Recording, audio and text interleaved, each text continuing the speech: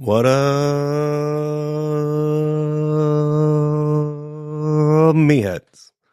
It's Travis American Butcher, and this, what you're tuning into right now is the Meat Block Podcast. And if you're just joining us, that's weird to be joining us before a show just started. But if this is your first time listening to the Meat Block Podcast, well, it is a weekly podcast. Yes, weekly podcast by butchers for everyone. I am a butcher with my, colleagues of other butchers that, they write and submit pieces, and we upload them and we talk about stuff and, all aspects of the industry from knock until your plate. We will cover it here on this show in some sense. Talk about farming too. Talk about just genuine anxiety and teen angst and growing up in Generation Z. Actually, no, we don't talk about any of that. We do talk about anxiety. And any teen angst we bring up is more in a romanticized reflective float, as in the sense that we are all in our mid-30s. And it'd be kind of creepy if we talked about that. Regardless. It is so glad that my world stopped spinning. That was about 2.5 days of fucking hell. I was doing all these crazy exercises, and then I could feel the peace, the calcium slip right back into place, and everything was fine. But then I felt like I just got off a boat, and then I was like land sick, and that lasted for about, a day. Now everything's just easy peasy, lemon squeezy. And I'm glad to be back on solid ground and not walking around like Lucille Austero. In this week's episode, Ryan takes the reins and tells us about the 16 lessons working on a mobile slaughter truck. I didn't really get to say it much the other day, but glad to have Ryan back. Glad he's contributing again, and, the ebbs and flows of life and settling down, and that he is able to be on the show with us again. And so, welcome, refreshment, palate cleanser for the dry humor that I have, and then, the seriousness that David has. So without any further delay, here's Ryan. Good cutting enhances the quality of good meat. Poor cutting results in an inferior piece of meat, regardless of quality. Actually, it's meat. Jeez, I can't fucking talk right now. Actually, it's me again, Travis. And just wanted to contribute some of my things about working on a mobile slaughter unit. First time I ever worked on a mobile slaughter unit, it was more or less for a job interview. I was being hired to be the cut manager or head butcher, production manager for a processing facility that hadn't even been drawn out yet. But the owner had a mobile slaughter unit. And he was going to hire me and pay me well to work on that unit until that cut and wrap was built. And then I would, step into the role that I was hired for. And then in the meantime, I would work on the slaughter truck and then transport the beef to other USDA facilities and process it with their processors. That's how I made a lot of connections here in the Pacific Northwest. I ended up jumping around and using about 5 USDA cut shops as a open kitchen. I made a lot of good friends and a lot of good business connections too. But I had to work the truck, and this was about 4 years after my last slaughter job of working on a kill floor. And I was confident in the numbers. So my first day, I was handed the HACCP plan by an old frontline supervisor that they were using as a consultant to build their HACCP plan. And my job was to cut or to slaughter a beef in front of this consultant who was a former frontline supervisor for the USDA and the two owners, along with their current slaughter person. So I looked at the plan. Now, I'm very dyslexic. I could get by. And, I know how to read. Certainly could read a book. It just takes a while. And years ago, the USDA, I remember standing there in a kill floor with my brother, and our inspector said, "Oh, look at this," and handed me a piece of paper. And he said, "Oh, you'll see it when you get to it." Apparently, there was some kind of joke in there. And I stared at it for about the 10 longest seconds of my fucking life, as everyone's waiting for me to get to this punchline of some joke. And I just laughed and said, "Haha, that is funny." Then the USDA walked away, and I asked my brother, I was like, "What the fuck was the joke?" Because he knew I didn't read it. He said, "Oh, they instead of wrapping meat, they misspelled it and put raping meat." And I didn't think, it's not that funny. I didn't know if it deserved that. But anyway, it was like that situation. I was handed this HACCP book.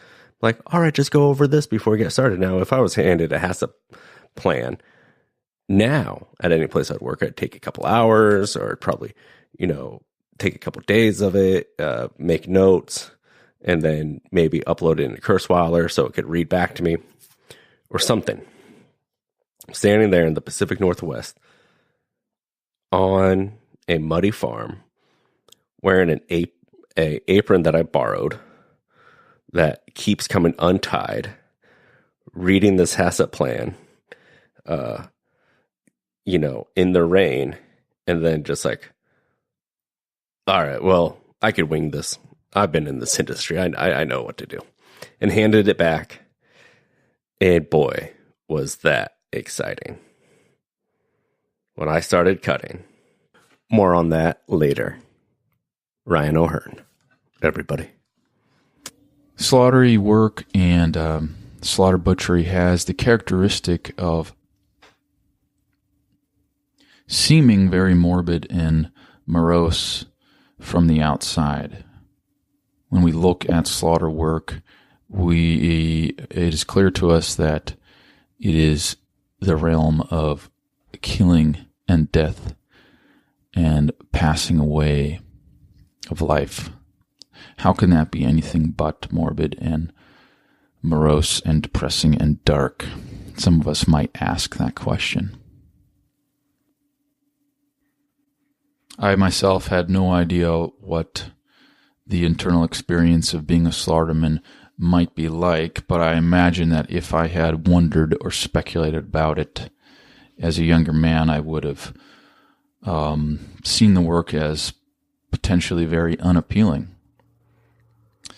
My involvement in slaughter work has been one of many trapdoors that I have fallen through the course of my butchery meat cutting career that has been full of surprises and full of trapdoors and full of curveballs and twists and turns, all resulting in the betterment and enrichment of my life. I am profoundly grateful for my exposure to slaughter work. I am profoundly grateful for the extremely competent mentor that I have had in slaughter work.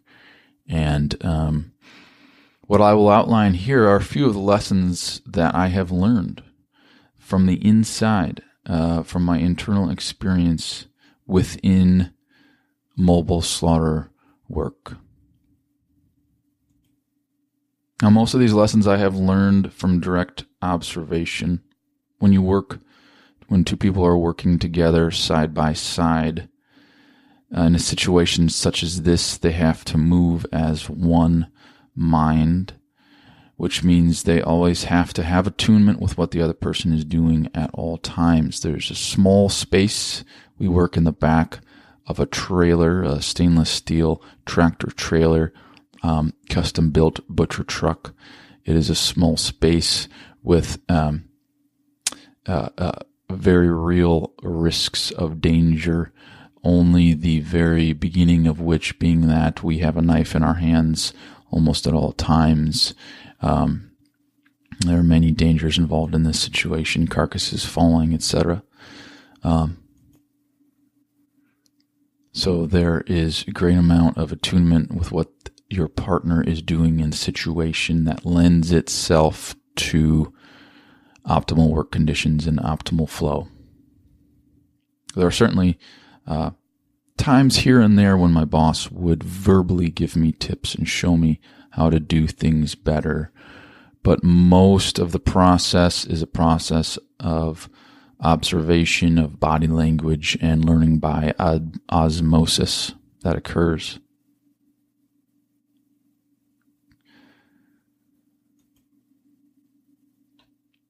Lesson number 1, start the day with a routine. We essentially have a very similar routine every single day when we're starting. We're getting the truck ready in the early hours of the morning. It certainly involves coffee, but even more so involves a very particular mental checklist that we go through as we prepare the truck. Once we arrive at the site, there's a very particular mental checklist we go through to make sure all the supplies are prepped and ready for ourselves. From there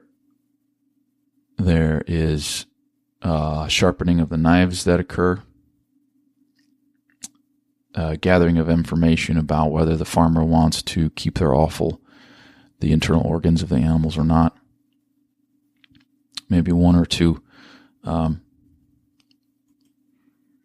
questions get explored regarding flow, and then the first animal gets knocked and the day begins.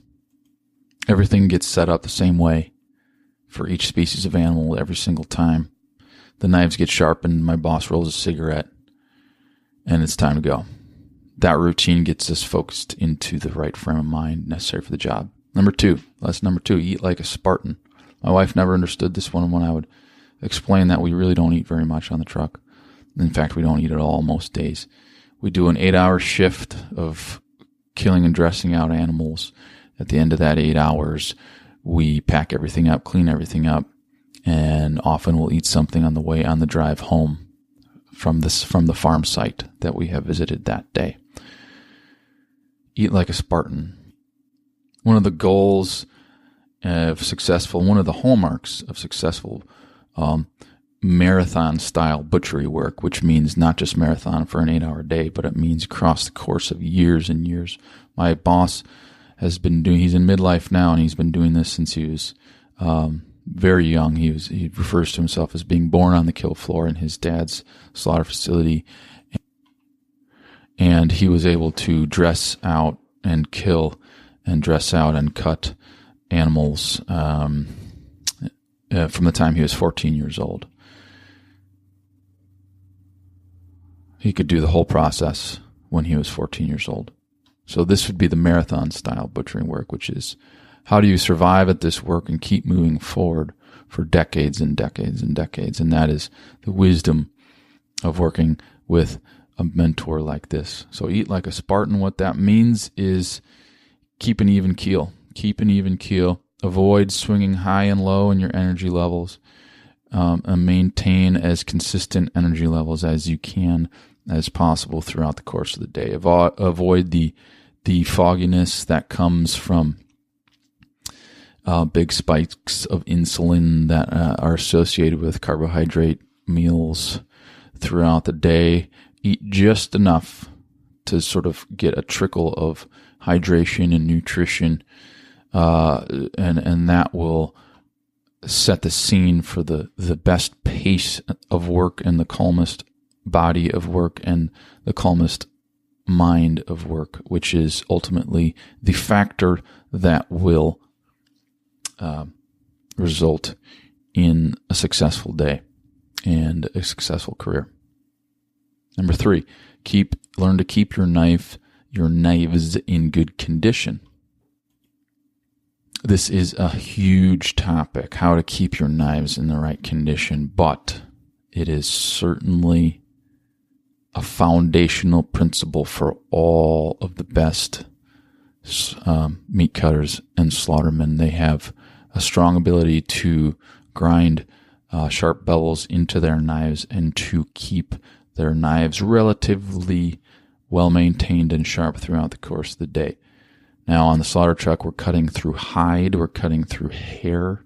When we bleed out animals, that has a dulling effect on the knives. We're jointing animals, sometimes at the pelvis, sometimes through cartilage in the joints of the legs, and this can have a dulling effect. So we constantly need to be reconditioning and recovering our knives constantly through the course of the day. This is a foundational principle to make your day so much easier. An addendum to this would be keep the correct knives in your scabbard, in your toolbox. Keep the correct knives for the species and for the tasks that you will be doing. Don't use a boning knife for skinning. Use a skinning knife. Don't use a lamb skinner for skinning beef. Use a beef skinner for skinning beef. Some of this, of course, breaks down to personal preference, but there are some underlying similarities in the type of tools that the most competent slaughtermen and meat cutters end up choosing.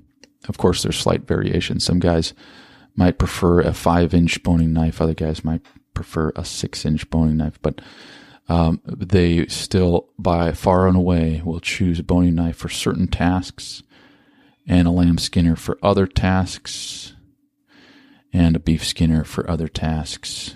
My boss has a really whittled down lamb skinner that he uses solely for jointing the hooves off of beef animals when you need to get into a tight nook and cranny in order to successfully sever a joint, especially at the hind leg. Number 3, avoid being a cowboy, meaning being too acrobatic at the butcher site in any way, shape, or form. There are a number of different lessons that dovetail into this avoidance of being a cowboy type of a lesson, such as set up really good systems so you don't have to be a cowboy, such as be careful not to get yourself into a situation where you're wasting too much energy. That would be probably the better way to describe what I mean by don't be a cowboy. I mean, cowboys, I'm using that term to mean don't waste your energy. And this is paramount. Your energy should be conserved. Energy of body, energy of intellect, and energy of emotion should be conserved and well guarded and well preserved throughout the course of your day. When you work with someone who can do this well, it is profoundly apparent that they are tapping into some sort of state of calm that eludes most other people you've ever worked with. And this is one of the things that anyone who has worked with my boss, my mentor, notices, is that he can preserve the calmness of his mind and his body and his emotions and avoid excessive fatigue and avoid excessive wasted energy. He can do this better than anyone I have ever seen.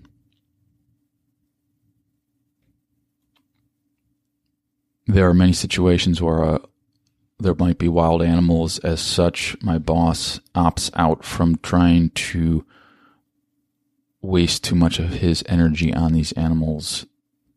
Clearly, it is outlined from the beginning that the animal handling is in the realm of the particular farmer's job to do. And my boss offers counsel on how to set up corrals and efficient systems for moving animals to optimize the process and optimize the flow. But once it comes to butchering day, my boss reserves his energy for the tasks of butchering. There's no jumping over fences. There's no losing boots in the mud. There's no heartbeat getting elevated. There's no sweating. That does not happen.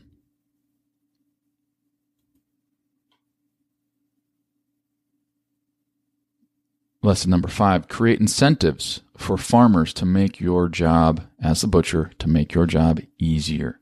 Charge extra for things such as excessive muddiness of the animal, anything that might dull our knives unnecessarily. Create incentives for the farmers to meet you halfway on those particular things. Shearing really woolly sheep around the neck and around the forelegs, which is the primary site that we open sheep. We open their pelts in this area, and if the farmer has not sheared this area for us, we will add on an extra cost on top of the butcher fee. Create incentives for farmers to make your job easier. Lesson number 6, be systematic. Have your routines and systems firmly established. Don't reinvent the wheel. Do things the same way every time. If you're working with a partner, figure out a system so that you can be telepathic. No wasted energy should be spent on excessive communication. Gesture is the only communication that needs to be happening. We don't need to be sitting there talking to each other about how to do things. All the kinks should be worked out so that the two people or the team of people that are working are moving as one mind. Lesson number 7, strive to be smooth in your work. Never strive to be fast in your work. Another way of saying this is smooth is fast, but you need to focus on smoothness in order to become faster. But fastness should never be the goal. What that results in is a hurrying kind of effect, which is to be avoided at all costs, because hurrying creates mistakes, and mistakes slow everything down. So hurrying is actually the cause of slowness. I think if you've ever read Winnie the Pooh, there is the character Rabbit, and I think the quote there is, "The hurrier I go, the behinder I get." And that's something we can all relate to in life. The more we try to rush through things, the more we fuck it up, and then that sets us back. So the same thing in butchering work, slaughter work, and meat cutting, same concepts apply. The idea is to keep moving forward, to find a pace where you can keep moving forward. If you're pushing the pace too much and you make mistakes, then everything gets slowed down. So be smooth, not fast. Lesson number 8, strive to be relaxed in every position you put your body in. Relaxed means that you can take full, deep, comfortable breaths in that position. Your breath is not restrained anyway. Pay attention to the clues your body is giving you. If you find yourself in a position and you're all strained and tense, this needs to be softened. You need to cultivate relaxedness and softness and malleability in all of these positions. And the breath will tell you if you've accomplished that or not. Once you find that kind of relaxedness, your breath will come in deeply and comfortably. And in no way will your breath be strained. So watching my boss, you notice the smoothness of his ability to inhabit all these different positions that we find ourselves in through the day. Aboard the butcher truck, we are moving, we are squatting at times, we are working close to the ground with our hands at times. We're working high above our heads at times. So there's a variety of positions, leaning and bending and squatting positions that we are constantly flowing through, moving through from one position to another. And if any of those are strained, it's a sign that we are wasting energy. My boss is super, super relaxed as he moves through all these positions. And that is what will ultimately allow one to conserve energy in the most optimal way for this type of marathon work. Number 9, maintain a pace where you can always keep moving forward. I already explored this a little bit, but the goal is never backpedal, no backpedaling. Backpedaling eats up time. And it tends to stress you out when you make a mistake too, which wastes energy. Lesson number 10, similar to something I've already explained. Take deep breaths as needed. When you find yourself in some sort of position where you're getting stressed and the world begins to narrow and your vision, maybe you're extremely fatigued at this point, stressed out for whatever reason, the path of stressed outness and anxiety is not one you want to continue going down. Once you've realized that stress has accumulated within your system, within your body and your mind, or tightness has accumulated, the only thing that results from that is sloppy work and mistakes. So A, we need to recognize when these factors have accumulated in our systems, and B, we need to have a strategy to purge and purify ourselves of them, and the breath accomplishes this. If you take a deep breath when you're feeling tight and stressed out, a huge deep breath, sometimes you'll look across and it'll come across as a sigh. You'll hear someone you're working with take a big sigh. That is the same kind of thing. It naturally calms down and helps alleviate some of the stress that has accumulated. One thing you'll observe is that after 1 or 2 deep breaths, knife work always improves. You can be standing there with what seems like an incredibly dull knife, and you're like, what the fuck is going on? And you're stressed and you're tired and you're dehydrated and you've been working a really long time and your brain is completely dead. If you take a few deep breaths, everything will get better. And your knife will magically start working again in the way that you want it to. Sometimes you may only get 8 seconds of improved work experience, and then the stress will repopulate your system, in which case you have to do it again. You have to repeat this until you've kind of kept the stress and the anxiety at bay, and you can once again kind of work in a more calmed state of mind. This is essential in the toolbox of a marathon butcher and a marathon slaughterman in the context of a high volume situation. Lesson number 11, eat a really good dinner, prioritize sleep, and fucking eat a huge dinner.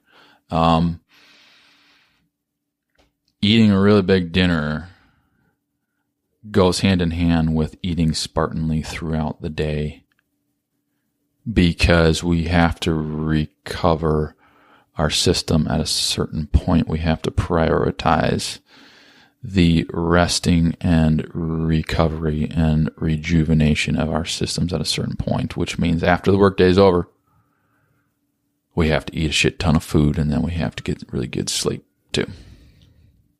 And then that allows for the repeated success of this process. If we exhaust ourselves too much and don't get proper recovery on one particular really long day, it does not serve the purpose of repeatable, successful, day after day butchery work. And that ultimately is the goal, to be repeatedly consistent and successful and do high quality work over the course of many days, over the course of many weeks and years, over the course of a career, this is the code that my boss, my mentor, has cracked the code on this, how to do this. His reputation speaks for itself. In our region, he's really well known for doing the highest quality work. And like I said, anyone who's worked alongside him, it is tangible that he has certain foundational principles in place that allow him to repeatedly be successful at this work. Lesson number 12, humor and laughter release oxytocin, which is an antidote to anxiety and stress. So I was talking about deep breaths earlier to be an antidote for anxiety and stress that have accumulated for whatever reason throughout your workday. Laughter and humor, and also singing and music, or be like really, really good at helping purge your body of anxiety and stress that you're trying to keep at bay so you can work and perform optimally. Some people do this more than others, but any amount of laughter and humor that you can cultivate, also singing along with the radio, etc., will give you renewed reserves of energy. And that is the name of the game. How can you keep continually tapping into new reserves of energy and focus as you work through the day? Lesson number 13, surrender fully to the work. That's the best way I've figured out to describe and to word this concept. And I will let you reflect upon that, because I don't know how much more I can say about that. I can say it as don't be anywhere else during the work is another way to say it. Surrendering fully to the work is really the only way to make progress, and the only way to survive this type of marathon work. Surrendering fully. It dovetails with relaxing. It dovetails with conserving your energy. It's another way to say the same kind of thing. Don't let your mental energy leak out by being a million different places throughout the course of the workday. Just focus on the work and the 8 hour, and focus on one carcass at a time. And that type of flow will bring you to a successful end of the workday, as opposed to counting the clock kind of a mentality, as opposed to thinking about a million other things or how you don't want to be there, this kind of thing. Whereas surrendering fully to the experience leads to really good outcomes. And lesson number 14, always stay calm. Everything else is unneeded, wasted energy. I think I've already explored that one a bunch. Lesson number 15. This is an interesting one. Lesson 15. It will never be good enough. And that's okay. The quality of the work will never be good enough. Sometimes we hear this sentiment from mentors and bosses, and it frustrates us. I would encourage you to not be frustrated by it at all. Some bosses and mentors and teachers do not hand out compliments either at all, or very seldom do they hand out compliments. And I would encourage you to not be frustrated with this, to understand that it will never be good enough, and we are always striving to be better. And that's okay. It's not a bad thing, and it's not a negative perfectionist kind of thing. It just is what it is. Chapter 16, see the whole picture, be able to look into the future and own the whole entire process. In this tradesman, meat cutting, slaughterman kind of world, there is a lot of subdividing of our butcher work into different categories and subdivisions.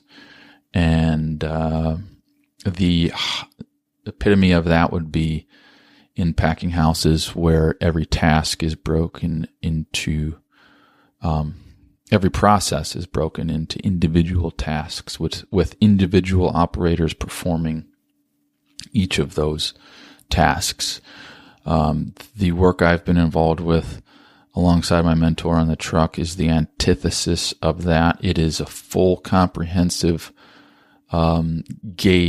vision of the whole process involved in animal handling and farm situations, corral situations, knockbox bleeding, the timely events needed in the process of dressing out and bleeding and stressing out animals, the timely events needed in relation to cooling hot carcasses and transporting hot carcasses and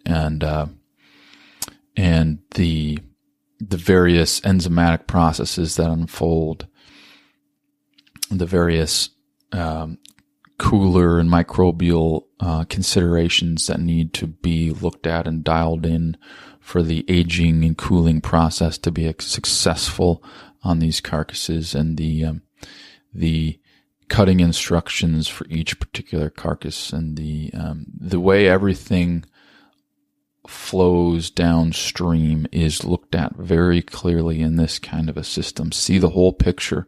What happens during bleeding affects everything that will then happen thereafter. What happens during knocking affects everything that will happen thereafter. Cultivate the ability to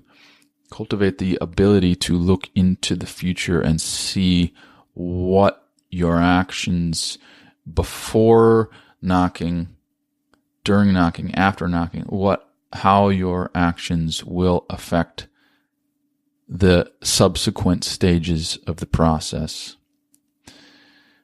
in the cooler, on the cutting table, at the retail store that the meat will end up in, at the restaurant the meat will end up in, at the dinner table that the meat will end up at. See the entire process and cultivate that vision and understanding of the entire process.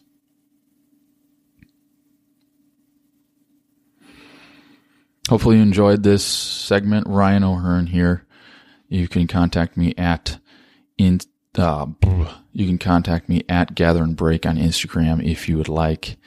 I love being a part of this conversation. I love the various niches involved in slaughter work and butchery work, and it continues to be an enriching force in my life. Thank you for the opportunity to discuss these ideas with you. I hope you have benefited, and I hope we can keep talking more. Of course we'll keep talking more. So there I am, reigning in the Pacific Northwest, and I have my knives out in my scabbard. And I was like, all right, the beef's already dead. We winched it in using a 2-winch system, put it on a cradle. I watched dozens and dozens of videos about how to use a cradle in USDA, because I've never, or USDA Moble, because one, never used the cradle under inspection unless it was for lambs. And two, I've never worked in the USDA Moble slaughter unit, let alone any BPU. I've done many farm kills and many things where I've had to figure out on the fly, but this was different. So I wanted to have as much knowledge as I could, prepare myself. And I was working with someone who was relatively green in the industry himself, but had already a wealth more knowledge than I thought I had. First cut I do, is I go from my neck cut to try to seam out the animal, to cut up from the sternum essentially to the crotch. And I get a nice, good cut on it, and then my knife breaks the hide, and I have to put my knife back in and continue cutting. Breaks the hide means, I didn't cut all the way through. My knife came out. And I go to do that, and the frontline supervisor, who was now a private citizen HACCP consultant, was like, no. As it says in the HACCP plan, once you break the hide, you have to sanitize your knife. And then continue cutting again. I was like, oh. Now, back when I worked in Vermont, I know that's a rule everywhere now, or it should be. It makes complete and 100% sense. But I worked in a place where things like that weren't really enforced, and then just the lack of, doing betterment programs and learning things like that, it just slipped my mind, or it just was something that I hadn't thought about in the last 4 years. And I was like, sweet. And then it went relatively smooth until I started actually sighting down the beef. And I realized, oh, I'm in the back of a trailer dancing around a 1,000-pound carcass with the USDA watching me, or former USDA watching me. There's no room in here. And it started raining hard. And they're like, well, let's shut the doors. And then it's hot and steamy. It's just a very different experience than what I expected.